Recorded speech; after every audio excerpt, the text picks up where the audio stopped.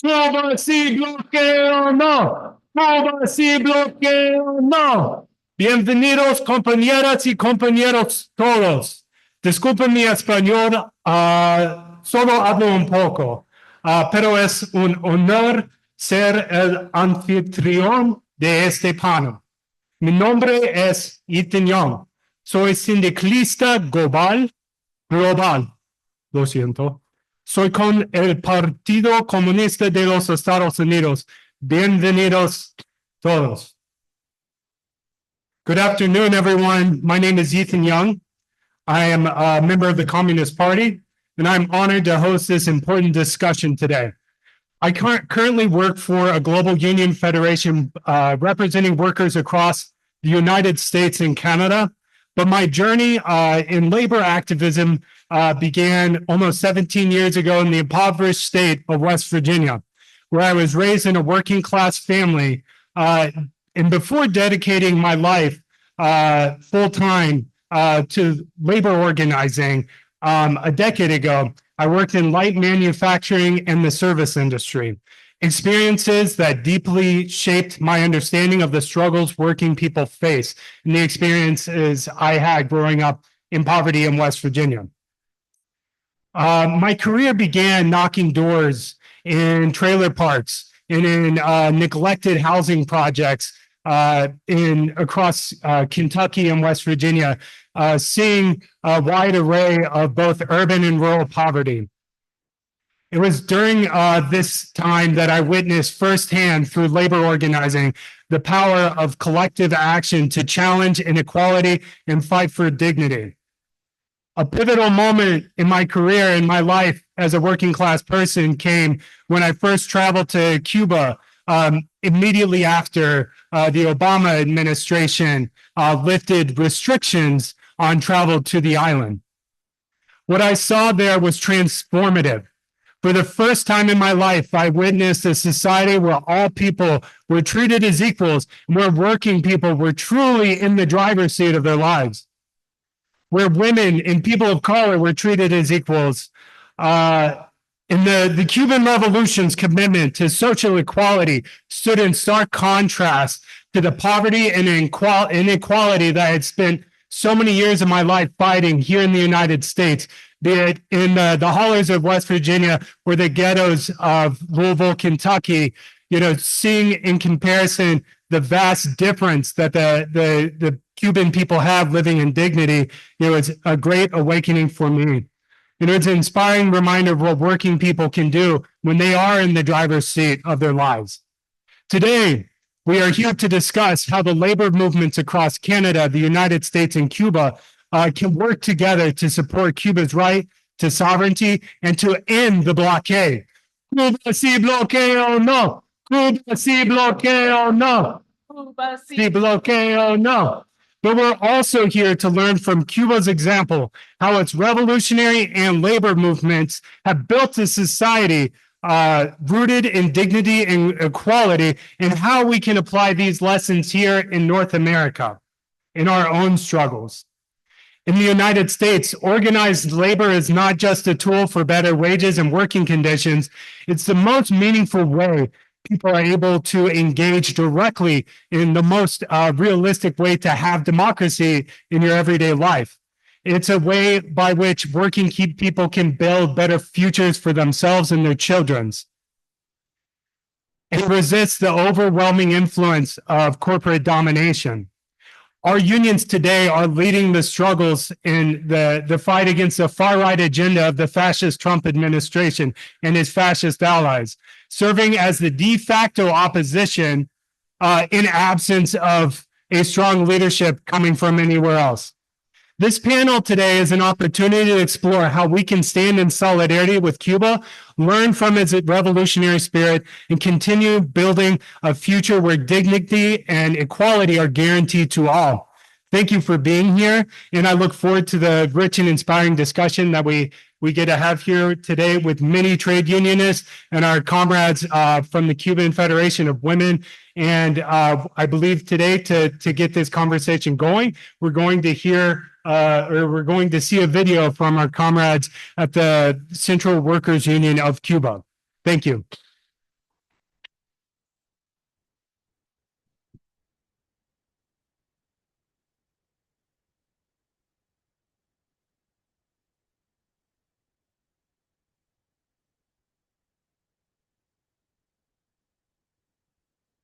Desde la Central de Trabajadores de Cuba, salvaguarda de la clase obrera, reciban los delegados que participan en la Conferencia Internacional por la Normalización de las Relaciones Estados Unidos-Cuba un saludo solidario y clasista. Comparte este espacio con ustedes Gertrudis Simón Pinela, jefa del Departamento de Relaciones Internacionales.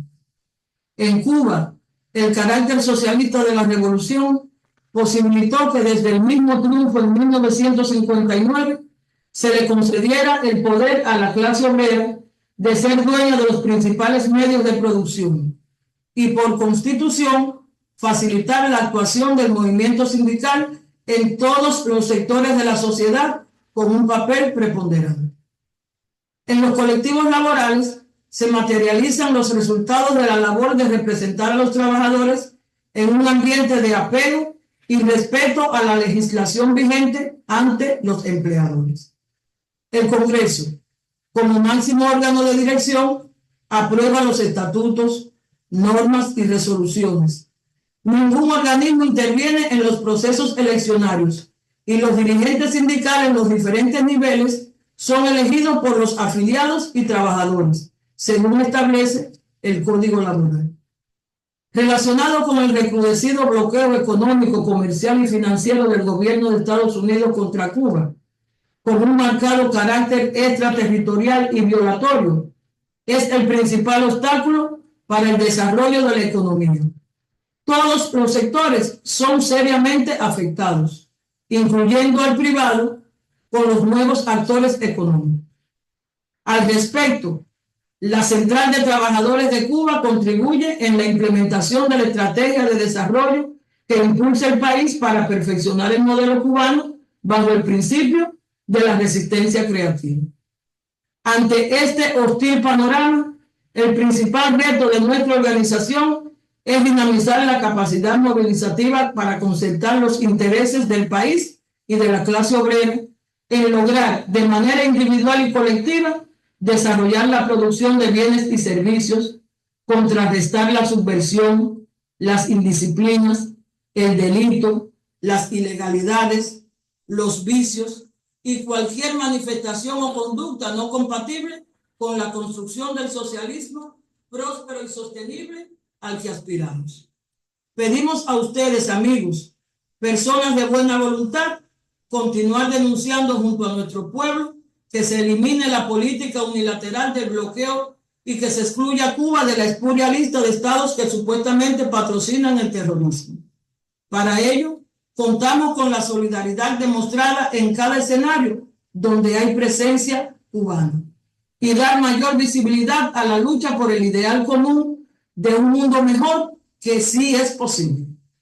El Secretariado Nacional de la CTC aprovecha esta oportunidad para cruzar la invitación a que nos acompañen en participar en las actividades centrales en conmemoración al Día Internacional de los Trabajadores, presidida por el lema central "Por Cuba, juntos creamos". Será un espacio ideal para continuar enfrentando la escalada fascista que después de 80 años de derrotada resurge acechando a la humanidad. Los trabajadores son víctimas de los grupos que pretenden instaurar de nuevo la discriminación, el odio y la violencia despiadada. Por eso gritemos todos: ¡viva la solidaridad! Proletarios de todos los países, unidos.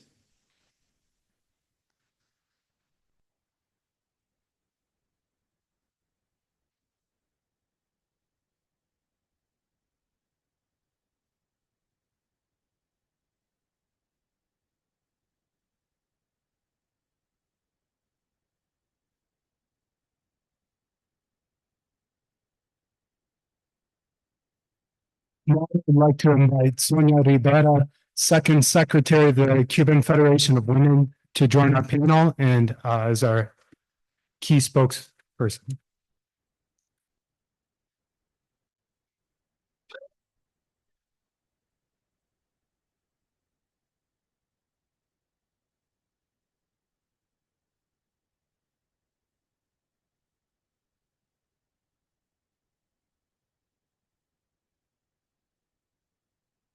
Buenas tardes a todas las amigas y amigos que participan en este evento de solidaridad. También.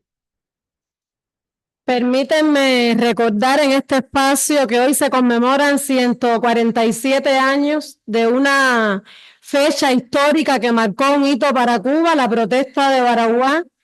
Un grito también de resistencia y de rebeldía que ha inspirado a generaciones enteras y que nos ha traído hasta aquí. Que este espacio sirva también como un verdadero homenaje a Martí, a Fidel, a nuestra eterna presidenta Vilma Espín y a todos los que en definitiva han impulsado y han defendido las causas justas del mundo. Hi, I just want to start by reminding you that 147 years ago, a momentous day for Baraguá and Cuba's independence, a cry of resistance and rebellion that inspired entire generations brought us here today. Igual que ellos, tampoco nos entendemos con el bloqueo y yo creo que con respeto a la diversidad y a las diferencias, con la representación de todos los sectores de la sociedad, vamos a seguir avanzando bajo ese lema también que con esa comunicación de la Central de Trabajadoras por Cuba juntos creamos y yo creo que eso es lo que nos va a dar la oportunidad de seguir defendiendo con un enfoque de género también y de igualdad todas las cuestiones que estamos defendiendo durante el desarrollo de la 69 Comisión de la Condición Jurídica y Social de la Mujer.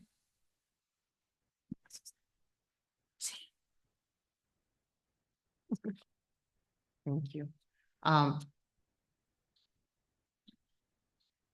We understand that with the blockade and that we also with all the different diversities from all the sectors, we will continue advancing with our revolution and growing our strength.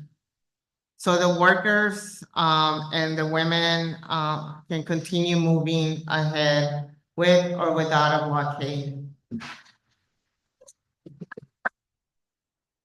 ¿Cuba sí bloquea o no? Cuba sí bloquea o no.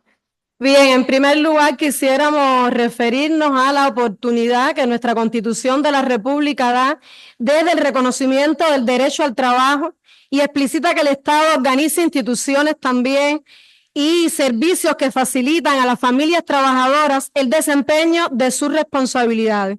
Establece además que hombres y mujeres reciben igual salario por igual trabajo y sin discriminación alguna, pues el Estado también garantiza que se ofrezcan a ambos las mismas oportunidades y posibilidades. The Constitution of the Republic of Cuba recognizes the right to work and explicitly state that the state must organize institutions and services that facilitate working families and the performance of their responsibilities. It also establishes that women and men receive equal pay for equal work without any discrimination, and the state guarantees that both are offered the same opportunities and possibilities. Durante toda esta etapa, también yo creo que es importante evaluar que las mujeres han jugado un papel protagónico y decisivo en el desarrollo económico, político, social y cultural del país y que se prioriza la incorporación, por supuesto, de ellas al empleo para poder potenciar todo ese empoderamiento económico y su autonomía. Y desde el año 2022, que es la última evaluación de actualización en ese sentido, la tasa de actividad económica femenina pues ascendió a un 52.7%. No more than exact percent. See, women significantly outnumber men in the legal sector, where they represent over 80% of women, also outnumbering men in economic activities related to broader caregiving, education by 67.4%, and public health and social assistance. Estoy alone. La mayor representación femenina se sigue concentrando en el sector estatal, estamos hablando del 86.7% y solo una minoría en el no estatal, el 13.3%, constatándose en ese sentido un bajo aprovechamiento de las oportunidades que brinda este sector.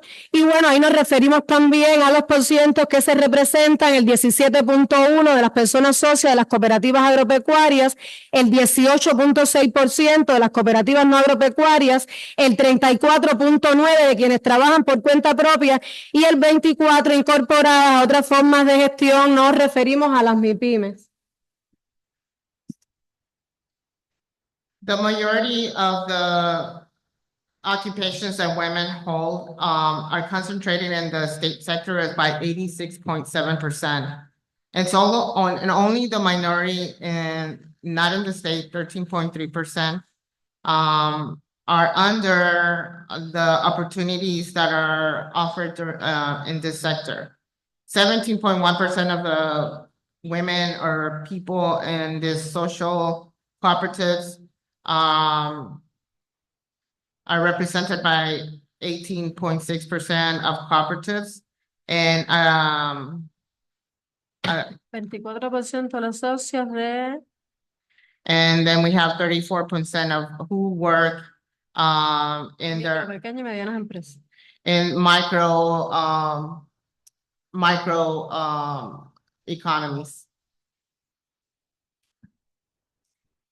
Es importante también aportar o poder evaluar y compartir con ustedes algunos de los ejemplos de los porcientos de representación, aunque lo hemos ya evaluado en otros escenarios vinculados a esa participación de la mujer, como por ejemplo, en el sector jurídico superan el 80% de participación femenina.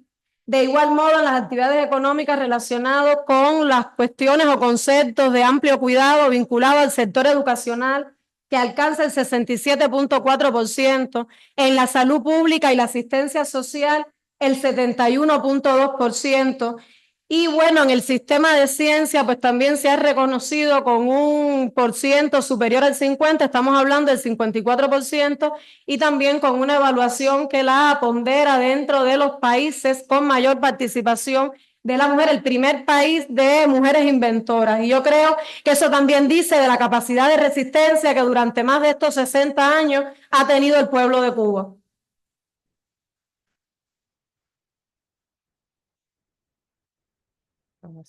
Sí. So women surpass men in a significant numbers throughout the sector, the working sector. They are above 80% in economic activities that are related with the care, and also in the education sector, as well as in the public health and social assistance. Yeah, and they vary from 80%, from 67 to 80%. So that's women representing in all these areas. Aunque mi compañero Lenzi se va a referir y va a ampliar en materia de legislación algunas de las cuestiones que profundizan en estos derechos laborales, no me gustaría dejar de decir la responsabilidad a partir de ese mensaje que trasladaba nuestra compañera Gertrudis, que nosotros tenemos con las cuestiones o principios que se rigen en el derecho al trabajo precisamente sobre la base de la igualdad, de la no discriminación, por color de la piel, género en definitiva, creencias religiosas, orientación sexual, origen territorial, discapacidad, en fin, todas las cuestiones hoy que pudieran de alguna manera limitar ese reconocimiento a la dignidad humana y que nuestro Código de Trabajo pues está plenamente vigente. En otro orden, yo creo que hablar del Programa Nacional para el Adelanto de las Mujeres y esas 7 áreas de especial atención donde el empoderamiento económico juega un papel ponderante para este asunto vinculado al derecho laboral, incluye la realización de evaluaciones periódicas por parte también de la Federación de Mujeres Cubanas, que somos actoras, gestoras y protagonistas también en esa evaluación de identificación del empleo, de vinculación de nuestras mujeres al estudio y al trabajo, de la creación de todas las condiciones adecuadas para la inserción laboral femenina sin discriminación, el desarrollo de servicios de apoyo al hogar y a los cuidados, el impulso de programas de calificación y recalificación y de una mayor participación económica de las mujeres rurales. Cada vez que se va a aprobar una política pública, nuestras mujeres están en el centro de esa atención. Pudiéramos ahora mismo estar mencionando todo lo que a finales de año vinculado a la evaluación de la política para los cuidados integrales de la vida, cómo pondera a la mujer y no solamente se refiere al cuidado de las personas que precisan de ese beneficio, sino también de las cuidadoras. Yo creo que es un ejemplo de derecho legítimo de reconocimiento a la participación de la mujer trabajadora. Meanwhile, the current labor code establishes equality as the principles governing the right to work without discrimination based on skin color, gender, religious beliefs, sexual orientation, territorial origin, disability, or any other form of discrimination detrimental to human dignity, as well as the prohibition of child labor.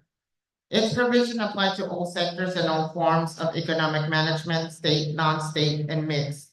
Correspondingly, public policies have been approved to promote the incorporation of women into the workplace, including greater protection and benefits for working mothers and their families.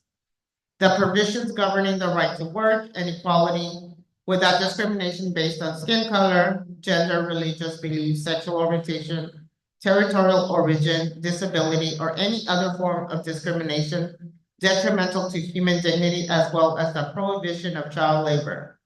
Its provision applies to all sectors and all forms of economic management, whether state, non-state, and mixed. Corresponding public policies have been approved to promote the incorporation of women into the workforce, including greater protections and benefits for working mothers and their families. En materia también de derechos y de garantías laborales, no me gustaría olvidar el reconocimiento desde la propia actualización a esa legislación vinculada al Código Penal en el año 2022, cómo reconoce y tipifica el delito de acoso laboral, un protocolo de actuación ante situaciones también de discriminación, violencia y acoso en el ámbito laboral, adoptado con el fin de contribuir al establecimiento de mecanismos legales para la protección de nuestras mujeres. Y en ese sentido, la Federación de Mujeres Cubanas pues juega un papel activo también, porque las acompañamos en toda su dimensión hasta la evaluación del seguimiento final de los casos que, aunque no podemos estar hoy aportando que sean significativos los casos que se han enfrentado, sí tenemos brechas en su atención y corresponde a nuestra organización pues acompañar a esas mujeres en virtud del seguimiento a todos esos temas que también son violencia de género en definitiva. The 2022 Criminal Code criminalizes workplace harassment. The Protocol for Action in Situations of Discrimination, Violence, and Harassment in the Workplace was approved. This protocol was adopted to contribute to the establishment of legal mechanisms to protect workers from situations of discrimination, violence, and harassment in this area, ensuring equal and equitable conditions in the workplace. Between 2022 and 2024, Cuba has taken measures to protect female workers in the public and private sectors, as well as student mothers, including increasing the 100% salary for workers with a high risk of pregnancy, expanding the number of workers who within the family can access the established protection for childcare, and extending postnatal leave from 12 to 15 months over the past 5 years. Cuba has worked to increase early childhood education coverage through institutional mechanisms, including projects to strengthen comprehensive education and implement gender-related programs. Bien, gracias a la traducción, pero hay una evaluación que no quiero dejar de mencionar, aunque ahora ella ya la aportaba, y para los que tienen nuestro mismo idioma, yo creo que es importante que en ampliación de derechos también y de protección a las madres trabajadoras del sector estatal y privado, que obedece también a una demanda de este sector que tenían, y a las estudiantes que son madres, se aprobó como garantía el 100% de salario a las embarazadas de riesgo, que es una cuestión que anteriormente no la teníamos y que qué bueno que se haya podido ya respaldar en ley. Y bueno, la ampliación de personas trabajadoras que en el seno de la familia también podían acceder a la protección establecida para el cuidado de la hija o el hijo y la extensión de la licencia postnatal de 12 a 15 meses, que sin duda es un beneficio extraordinario para la madre trabajadora. En tanto, en la medida que se continúa buscando niveles de actividad que favorezcan el empleo de nuestras mujeres, pues también se amplía la capacidad en círculos infantiles y la creación de casitas infantiles en centros de trabajo que ascienden hoy a 225 como parte de una política que incentiva esta alternativa con entidades económicas a partir de la propia oportunidad que tiene de desarrollar su infraestructura y poder cumplir con todos los protocolos, siendo la institución de educación quien en definitiva respalda metodológicamente el funcionamiento de estas casitas infantiles.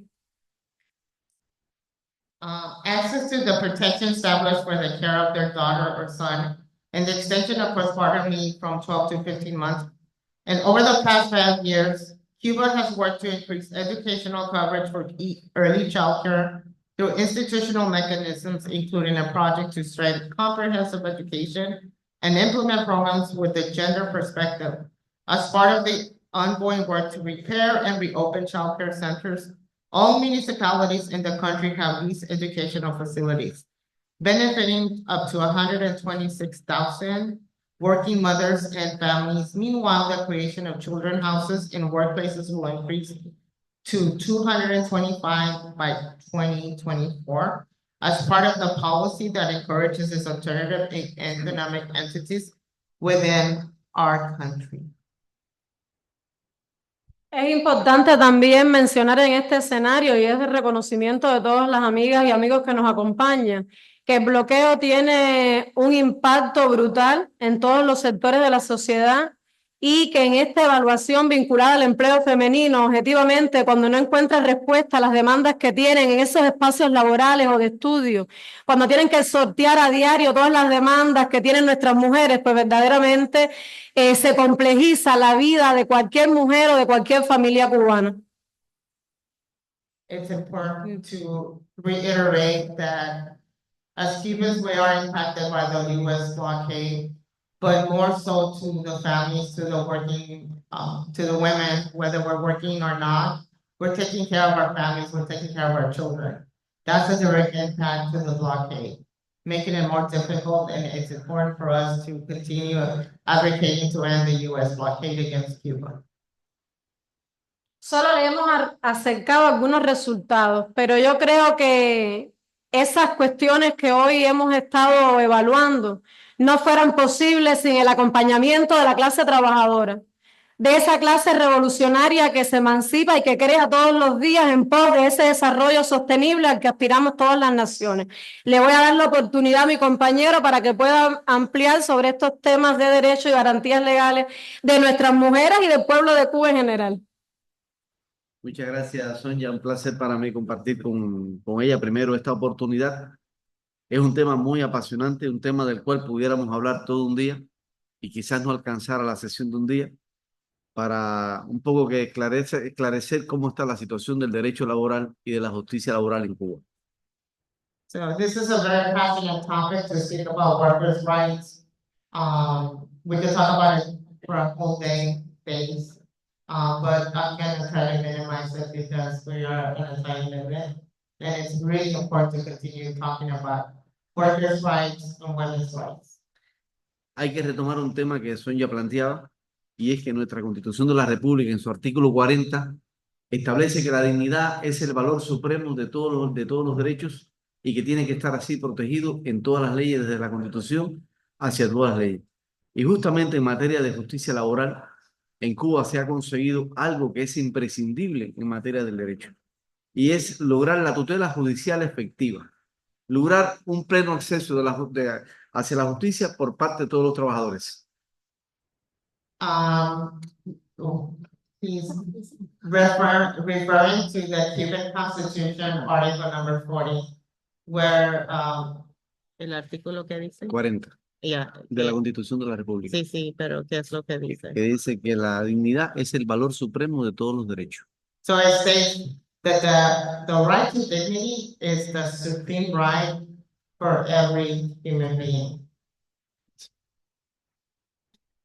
De esta manera, al mismo tiempo que se enaltece el derecho al trabajo con igualdad de oportunidades sin discriminación, también la Constitución establece una prohibición hacia el trabajo infantil de niñas, niños y adolescentes, a los cuales solo en excepción de que sean egresados de la enseñanza media técnica superior, es que podrán ejercer una actividad con un grado inferior a 17 años. Por lo tanto, hay una prohibición hacia las niñas, niñas y adolescentes al ejercicio del trabajo infantil.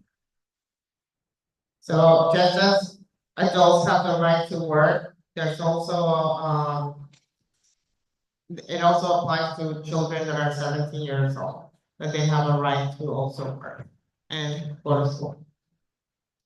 Y continuando con el tema de la tutela judicial efectiva, es importante destacar que en Cuba hay un procedimiento expedito muy claro para que los trabajadores reclamen sus derechos y también las oportunidades que tienen que reclamar sobre la seguridad social. So it's very clear that children have the rights, and under the family code, they have the right to claim them and not be left behind. De tal manera de que en lograr el pleno acceso a la justicia, nuestros trabajadores pueden hacer una reclamación asistida de abogados o sin asistencia jurídica, simplemente exponiendo sus motivaciones, acompañando sus pruebas, y las decisiones que se adopten en contra de sus derechos siempre pueden ser reclamadas en vía judicial. So that they have the right to advocate for themselves, to meet their needs and wants, with or without the representation of, an attorney. De esta manera, si se conociese por la administración o por el sindicato de que existe una violación relacionada, por ejemplo, con el empleo de un menor de edad, de un niño, de un adolescente, de una niña, la administración puede ser demandada ante cualquier instancia judicial a fin de que sea corregido el derecho violado. So if the child feels that their right has been violated, they have a right to appeal.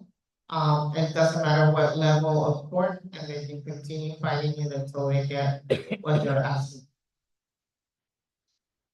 En esta oportunidad hay que decir que en todos los centros laborales existe un órgano de justicia laboral de base integrado por trabajadores que representan la voluntad del sindicato y que se constituyen como órgano de dirimir el primer conflicto laboral que tenga el trabajador en el seno donde comparte su actividad. So no matter what level of court space you're fighting or advocating, the workforce is very visible. So it's a representation of the people, of the pueblo. Y contra el fallo o la decisión que adopte ese órgano de primera instancia, tanto la administración como el trabajador puede establecer recursos ante la vía judicial a los efectos de conocer de su inconformidad de acuerdo al resultado ofrecido. So both the court system, the administration works with the people to secure that there is a direct response to what is being asked for. Y algo muy trascendental es que priman las reglas del debido proceso en este tipo de reclamación. Es decir, se cumple el derecho a la defensa, se cumple el derecho al recurso y al mismo tiempo el derecho a solicitar la ejecución efectiva de la decisión judicial. Nadie se puede oponer al cumplimiento del mandato judicial, de la reincorporación de un trabajador o del restablecimiento del derecho quebrantado. So no one can question what the decisions are made, as long as the person or the youth gets what they're asking for. That they get all the support that they need to accomplish their needs and their wants. Todos estos derechos, por supuesto, gozan todos los trabajadores cubanos. En meses posteriores ustedes van a conocer de que estamos también trabajando la modificación del Código del Trabajo, que justamente viene a fortalecer los derechos de los trabajadores por los cambios económicos y sociales que promueve el país con la apertura de nuevos sujetos económicos y también con el reconocimiento del derecho de propiedad privada. So all the modifications that were being implemented or in progress in regards to the working class people in Cuba are, they all have access to these rights. They're being implemented because, of course, the blockade is impacting them, so things have to shift. But every single worker has access to this basic right. El fin primordial que perseguirá este nuevo código es enaltecer los derechos de los trabajadores, es que los trabajadores participen de forma activa en la planificación, en el control, en la gestión de su centro laboral y sobre todas las cosas que sean reconocidos y amparados sus derechos en las leyes vigentes. So this code, it's a living document. It continues to be changed, but it's only because it's getting better for the people, so they can continue having their basic dignity right, that is the supreme right of the Cuban Constitution. El nuevo proyecto enaltece como principios los ya establecidos, el de no discriminación, el de la prohibición al trabajo infantil, al mismo tiempo enaltece como que no haya regresión en los derechos alcanzados por los trabajadores y será también un texto de avanzada en el cumplimiento de las normas de la Organización Internacional del Trabajo.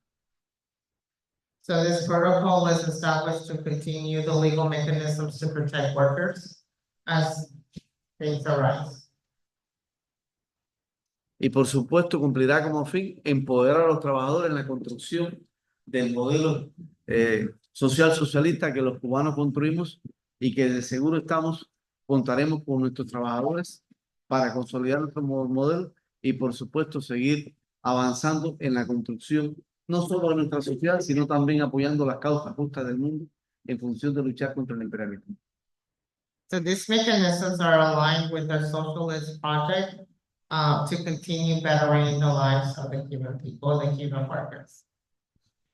Nuestros trabajadores son víctimas también del bloqueo genocida que hoy limita nuestras capacidades de producción.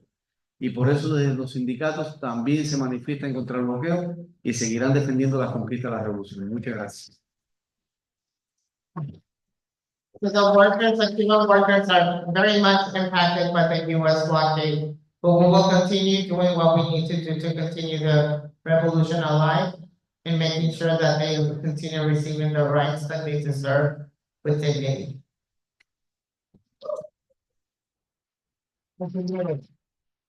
Por favor, preséntense. Su nombre y trabajo. Mi nombre es José Alexis Ginarte Gato, soy el presidente de la Unión Nacional de Juristas de Cuba.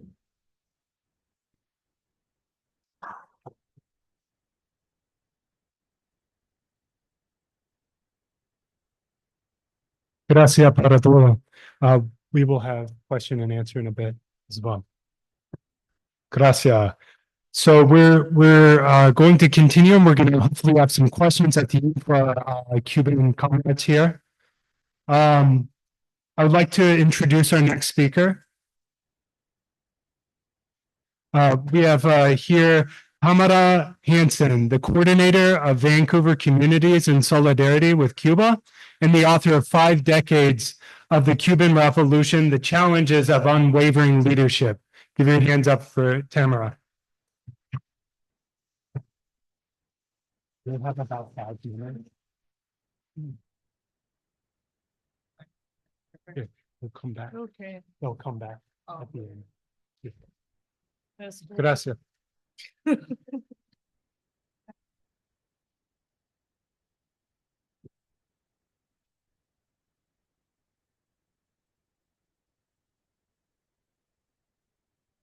All right. I want to thank the organizers of the panel for inviting me here today. Ethan already introduced me, but I'd also like to say that I am a high school teacher and a member of the BC Teachers Federation in Canada. And I think I started this morning reflecting on how Cuba needs us and why we need Cuba. And I want to just build on that as we talk about our work with labor unions in Cuba. For over 60 years, Cuba has been resisting under a brutal and inhuman U.S. blockade. And as I mentioned before today, the first Trump administration added over 260 additional measures into the blockade on Cuba. And this included adding Cuba to the so-called state sponsors of terrorism list. Today, we are seeing with concern as Marco Rubio is very anti-Cuban zealot, is Trump's Secretary of State, and we're expecting doubling down of their anti-Cuba policies. And so a big part of this weekend is for us to come together and discuss how we're going to fight back. And I think that unions and working people are going to be a big part of that. The hope is that working people, whether in the United States or Canada and other oppressed people, can unify for the challenges ahead and defend our sister Cuba. It seems that this is maybe dying. This is going to mean continuing some great work that is already happening and developing new and creative ways to bring workers of the world together to defend Cuba. At the same time, we need to defend Cuba because we need Cuba, not just because Cuba needs us. Cuba is a country where workers have power and the ability to determine their own future, whether it is in popular debates on Cuba's families code, Cuba's retirement age. Cuba's government consistently appeals to the Cuban people for their feedback and participation in Cuba's political, economic, and social future. In Cuba's socialist system, humanity comes first. That's why when you land in Havana at the Jose Marti Airport, the banner, "Humanity is my homeland," or "Patria es humanidad," greets you. Much of our work as a Cuba Solidarity Movement has been to work with unions to pass resolutions against the blockade and to push for deeper relations between unions and deeper relations between Cuban and North American workers. This work is important for Cuba and must continue because it exposes the brutal and unjust blockade to working people in the United States and Canada. On January 29th, 2025, my union, the BC Teachers Federation, sent a letter to our sister union in Cuba, the Cuban National Union of Education, Science, and Sports Workers, as well as the CTC, Cuba's Central Trade Union, rejecting the inclusion of Cuba on Trump's state sponsors of terrorism list as the Trump administration came in. And our president wrote that letter in English and in Spanish, which I have here with me today, and I think is an important testament of some of the resolutions and work that we can do in our unions. But what I also wanted to mention was the International Committee of my union has had a 3-year-long project with the Cuban sports science and education workers. And I have been able to participate for the last 3 years in that work, which has been very rewarding because we've been working on creating English language teaching tools for Cuban teachers along with the union and the Pedagogical University in Havana. This is the type of project that we might not think of in the Cuba Solidarity Movement that can be organized between working people, where we can use the tools and resources that we have to build solidarity projects and educational projects. So I know that many folks in the US are working on other important exchanges with health professionals, organic farming, permaculture, music, cultural and scientific exchanges. But I think that we need to think about more of how we can bring more of these projects to life between especially American and Cuban unions, because this is a chance for American workers to see the Cuban reality for themselves and to give back and understand more about Cuba's internationalism. I believe that working and oppressed people in the United States and Canada are playing a pivotal role in pushing for Cuba to be removed from the state sponsors of terrorism list and for a final end to the illegal and unjust U.S. blockade. And building creative ties and passing resolutions in our unions and labor organizations should be one important prong in our work going forward. So I'm looking forward to talking more tomorrow about how we can bring some of these projects and ideas to life. Thank you very much. Viva Cuba, abajo el bloqueo, solidarity forever.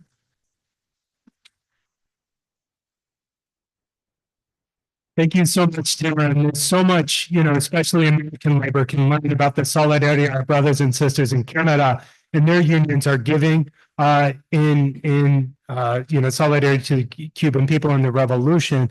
And I will say, you mentioned one thing, and that's the passing resolutions and city councils and labor councils.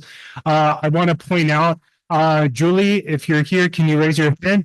Julie in the middle of the room has a bunch of copies of resolutions she would be happy to give to you if at any point you need to grab one as a sample going back to your union. Thank you, Tamara. I would like to invite Joseph Richert, who's on Zoom, to give us a 5-minute talk about the work that he's doing there.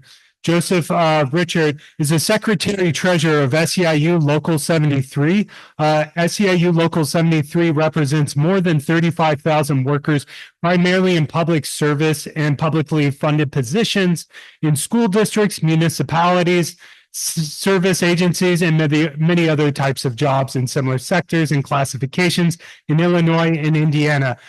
Joseph, thank you so much for being here with us on Zoom. The floor is yours.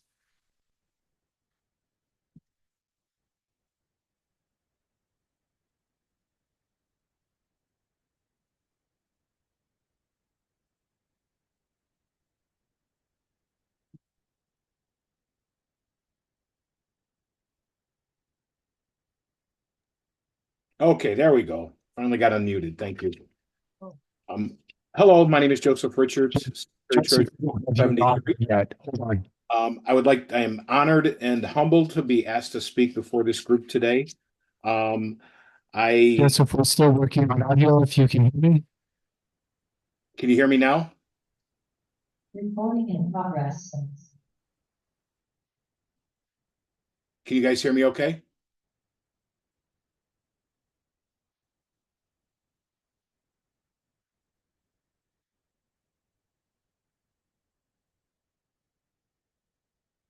Am I good to go? Can you hear me? I don't know if you can hear me or not. Okay, good. All right, I'll start again. Good afternoon. I'm humbled and honored to speak to you before you today. I'm very new to this. My experience in Cuba last year, May of 2024, I went to Cuba for the first time with a group called Building Relations with Cuban Labor. And I have to admit, I was a bit apprehensive about going. Heard all different kinds of stories about Cuba, didn't know what to expect. But under the leadership of the late Bill Camp, who was a great man, helped me understand and helped me see, as we progressed through the tour of Cuba, the realities, and it's really made me change my way of thinking about Cuba, and has energized me, not only myself, but I have been endorsed by my union to speak on their behalf in the support for lifting embargo and doing the work with labor in Cuba. The group, brought a bunch of suitcases, medical supplies, seeds, eyeglasses, ballet shoes to support the groups that we visited. The itinerary was jam-packed. We met with people from the Cuban Institute for Friendship, Cuban Workers Federation, Federation of Cuban Women, Elon. We went to the National Ballet of School. We met with Synsex. We went to Casa de Caba, to name a few. We attended the May Day celebration. We went to the International Conference for Labor Solidarity. Pablo Mendez and Mescal did a private concert for us. The people from my visit, I found the Cuban people is friendly, outgoing, resilient, and they shared what little bit that they had and made us feel welcome. As a longtime rank and file member of a union organizer, and now an officer of my union, It's really troubling that my fellow union brothers and sisters in Cuba have to deal with at every level of their life, the economic injustices that the embargo and them being put on the state list sponsor of terrorism, that they have to face that and they have to deal with it. And it's not only is it just an inconvenience or it's a struggle, it's life-threatening. I mean, people are dying because they don't have the medical supplies, they don't have pacemakers, they don't, and you all know this. But it was really something that changed my perception of what's going on in Cuba. We spent several days in Santiago, and it was just amazing that you never knew when the power would go off, or how long it would be off. We went to a store to pick up some snacks and things like that, and there was barely anything in the store. I mean, a couple sleeves of cookies, a couple cans of pop, some water, and a big hunk of meat that they were cutting up. A couple of restaurants that we ate at, the menus were very limited. Whatever was available that day, we went to one restaurant 2 days in a row, and the menu was different both days based on availability. They couldn't get a bottle of ketchup or Tabasco sauce. And, this is a country that's 100 miles off the coast of the United States, and they were struggling just to get basic necessities of life.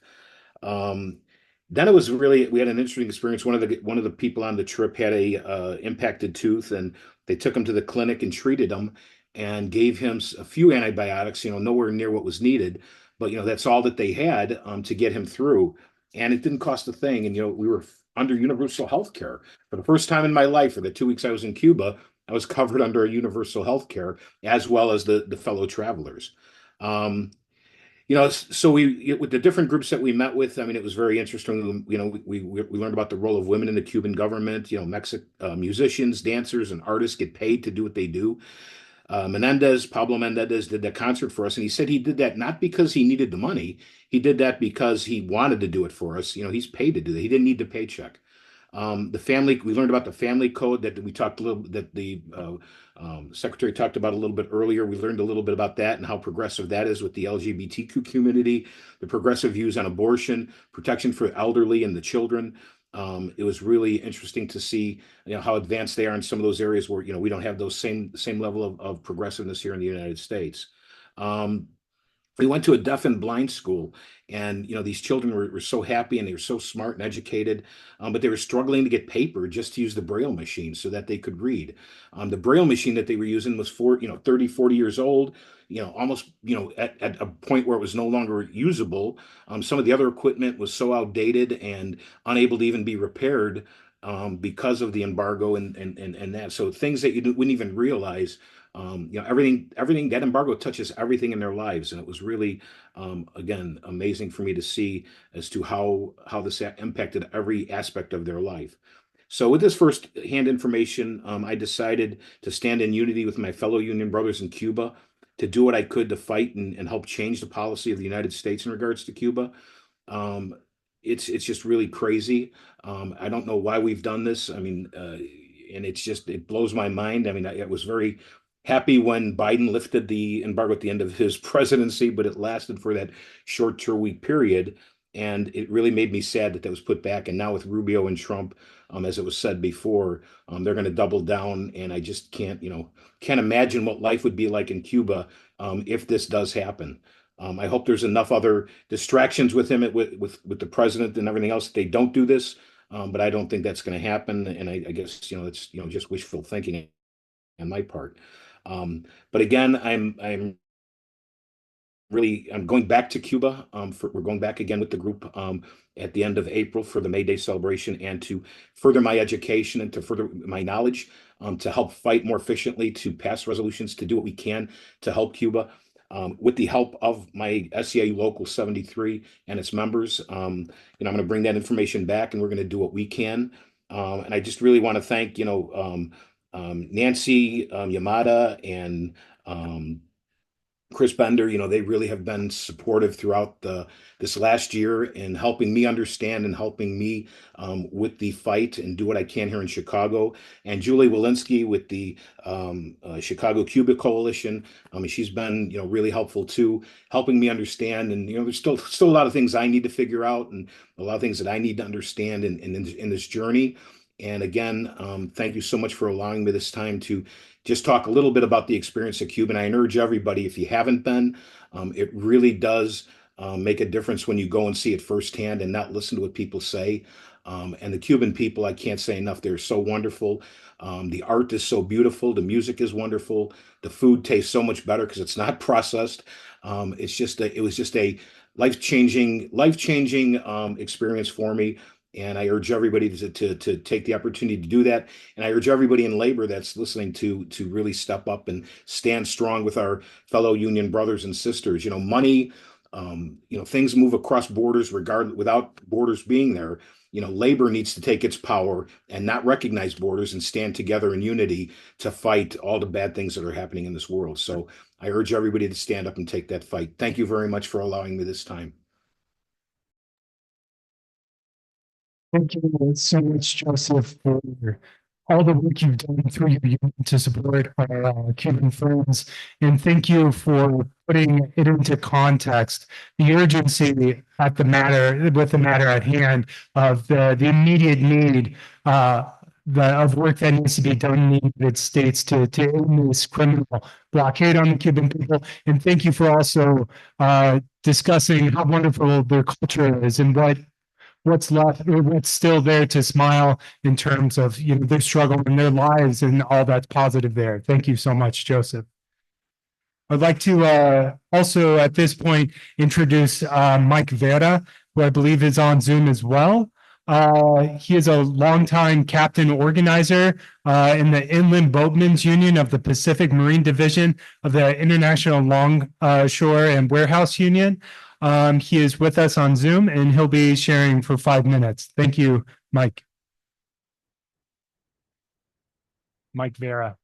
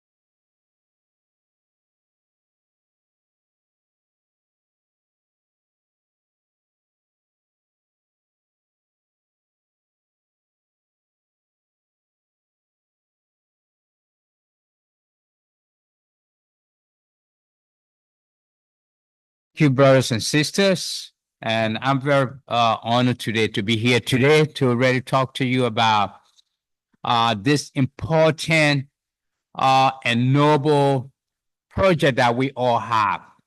We, as the union members of ALU ABT Local 1 on Staten Island, we are very happy to make sure that we are part of this important and noble cause, which is to defend the people of Cuba on their mission to have a very important symbol of justice in the world.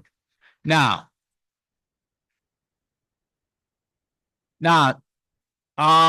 we in 2022 managed to win the only election in the Amazon warehouses in America, and as a matter of fact, in the world, because that's the only warehouse in Staten Island that managed to win the election.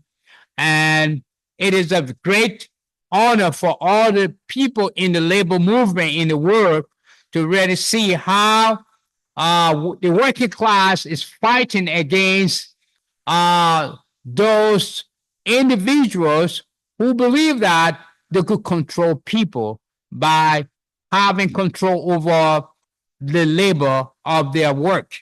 So this is a great movement that has started already. Now, we are fighting up to now to get our contract. We are staying increasing our membership and we stay active in the building. As a matter of fact, after the workshop tonight, I'll be working tonight because this struggle cannot be stopped because we don't want to allow people to exploit working class. And this is why we have different kinds of people in this union, from young, old, different gender, and everybody, different religious background. Everybody is committed to ready to fight to get our contract. Why do we need to get a contract? It is very important because contract take you to the middle class and at the same time give you dignity to meet all your needs in the world. Especially you want to take care of your family. So this is why we believe that getting $30 an hour is very important for us. After a lot of fight, from $18 now to $20, this is what we got for some time. We couldn't just stay like that and wait for Jeff Bezos to dictate to us, to suck our blood and to exploit us. So I just want to bring some kind of awareness to all of you to understand that working in Amazon is a tough work. People have not been given their dignity in terms of pay. So we have no option but to keep on fighting. This is a very important, noble cause for all of us. Now, the fight is going to continue. As you know, after 2022, we continue, and also we had a new transformation of leadership, which took place last year. We had new breed of generation of union members who are very energetic and very intellectuals and very serious in order to fight to get our rights. So now Cuba has been a very important nation in the labor movement. So we saw Cuba has a very good example how the working class in Cuba is being respected through a structure or a system, which is in the Constitution. Now, my personal experience last year in Havana was very great. In the past, we read a lot of stuff in the media, which were very, frustrating. But being there, I saw things by my own eye in the aspect of justice, equality. Those were great stuff that we saw. And we were very happy to see what was going on and to see the society is very resilient, very resistant, because what they're doing the right thing. Now, Cubans are not selfish people. This is what we saw. So we saw that they also make sure they have the other part of the world in Africa, Asia, and Latin America. And this is a very important thing. So as a vice president of the Amazon Labor Union, ABT, Local 1 in Staten Island, we say, Viva Cuba! Viva Cuba! Viva! And the struggle will continue, and we're very sure one day Cuba going to be free from imperialism. And thank you very much.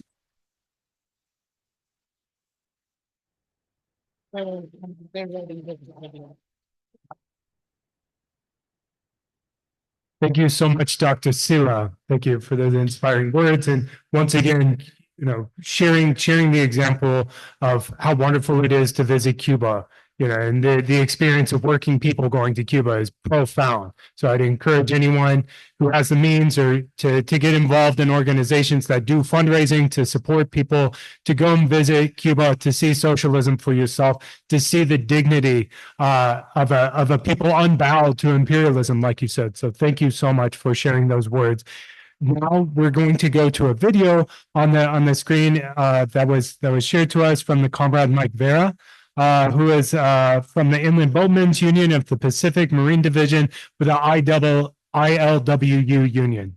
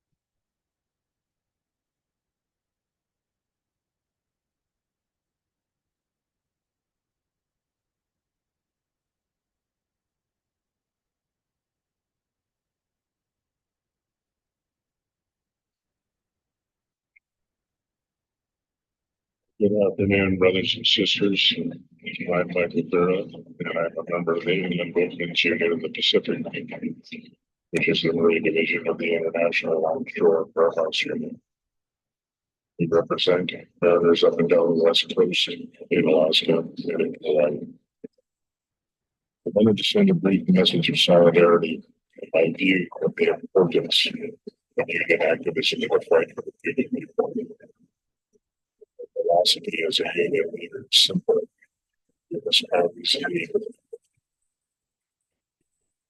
As trade unionists, we must stand in solidarity with workers everywhere and support movements leading towards a just and peaceful world, which upholds our values of equality and respect for human and labor rights. This view was further enforced years ago as I was able to participate in a week-long labor conference in Havana with unionists from all over South America, Latin, and Caribbean nations. During this conference, which was organized by the CTC and their Director of International Relations, Miguel Angel, we were able to explore how trade unionism is organized in each other's countries, as well as gain an understanding of unionism in Cuba. In Cuba, labor has a seat at the table. Cuba, labor fights for the equality of all workers. Everybody is left behind. Reflecting on these values, both the ILWU and the IBU committed to fight. We have passed numerous resolutions at various levels within the organization, including elevating resignations to end the blockade and strike Cuba off the state sponsor of terrorism list at our recent national conventions in 2021 and again in 2024. To participate in organizing efforts for humanitarian aid, and we work with those to change the political will of those that uphold these policies that do so much harm. One of our values as trade unionists, we will continue to fight for peace and security for all workers. I urge those of you to consider, especially unionists, go to Cuba and take a look for yourselves and learn the reality. Unionists, take your message to your boards, your councils, and your committees. The unjust policies of the United States are not acceptable. Educate your members. If you fight for workers' conditions within your own contracts and bargaining units, you should be fighting for all over the world. You are saying best for workers and the human condition.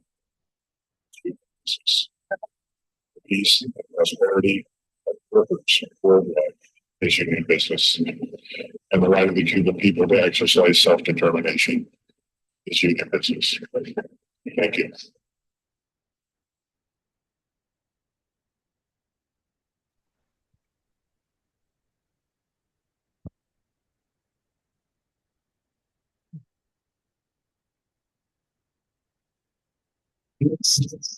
Oh, shit. Next we'll have Nancy with the BRWCL labor declaration with the labor. We gotta. Hi, can you hear me? Can you hear me? And Hi. Hello? Can you hear me? yes. Okay. Hi, Nancy Yamada, Building Relations with Cuban Labor. And I'm here to represent and report out in regard to labor in support of Cuba, which is an ad hoc committee of building relations with Cuban labor, as well as the NNOC's resolutions committee.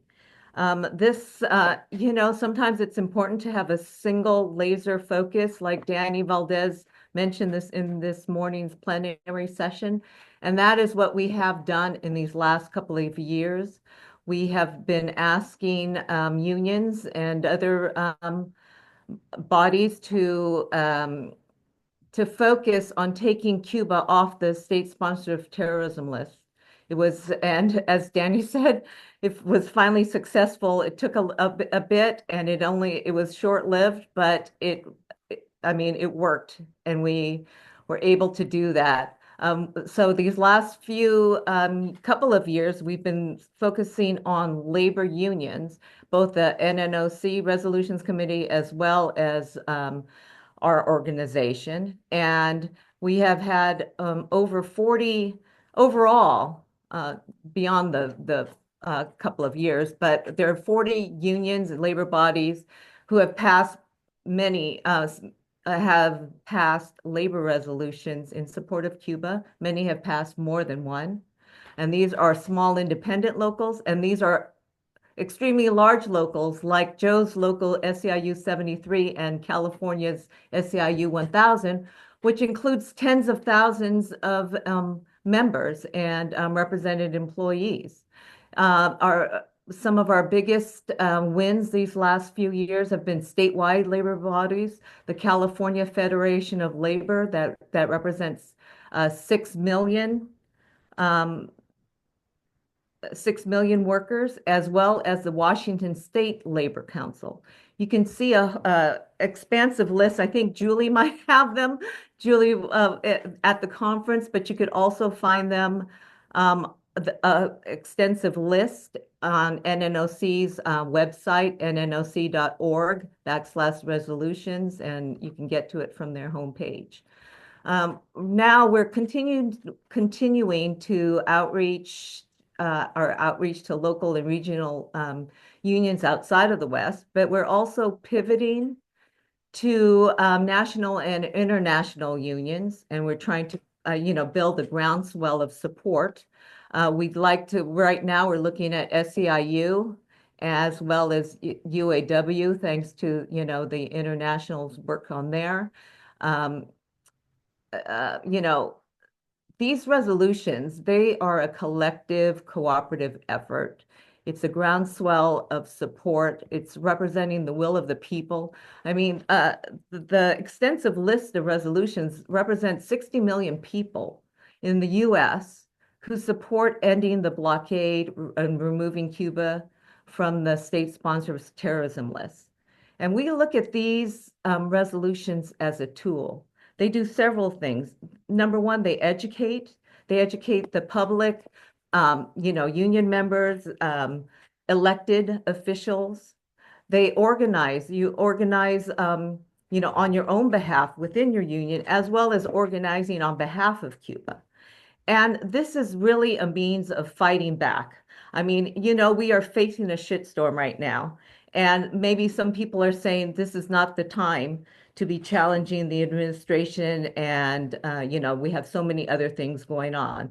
But we can tell you this is exactly the time to do it. We passed so many resolutions in city councils and unions in 2017, and that, in regard to saving lives and medical collaboration. And during that time, that was the first Trump administration, that was COVID, that was BLM, that was, this is what we need to energize people, mobilize people. And sometimes you need the labor push to push electeds in the right direction and to do the right thing. The other thing, so you don't have to reinvent the wheel. We have templates for that, and you can also get that from the NNOCs. We have examples of resolutions, as well as a new template that has just been drafted within the last month for both labor councils as well as city councils and other bodies. And you can look on the NNOC's page, homepage, nnOC.org, where you can find, not only sample resolutions, but press releases and those sample resolutions. And as the others have said, and I will post this all, but you can join us and join our committee, get support and advice on passing resolutions. You can go to, for the NNOC, johnwaller46@gmail.com. For us, brwcl2015@gmail.com. And I already posted, and join us in Cuba, because that is a way to turn out more activists. Thank you. Thank you so much, Nancy.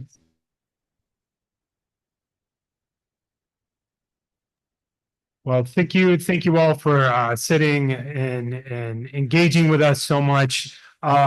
Tonight at 7 p.m., just a reminder, there's a program back here at the Malcolm X and Betty Shabazz Center, including music and more conversations with our Cuban comrades that you are definitely invited to attend. So if you have the energy, go out and get a bite to eat real quick and come back.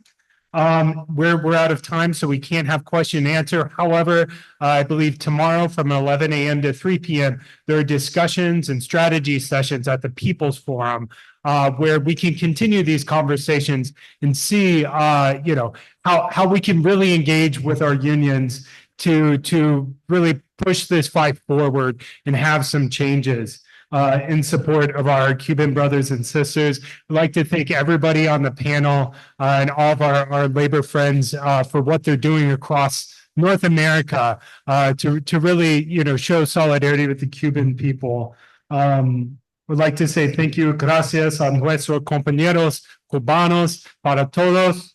Tu ejemplo nos da fuerza. Abajo al bloqueo. Abajo. Que viva Cuba socialista, viva patria o muerte, venceremos. Gracias para todo.